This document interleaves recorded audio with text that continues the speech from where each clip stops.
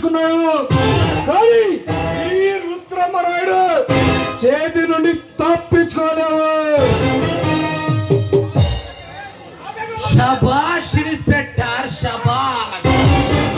నేనేమిటో నా పవర్ ఏమిటో తెలిసి కూడా నన్ను అరెస్టు చేసిన ఈ ధైర్య సాహసాలకి నా జోహార్లు.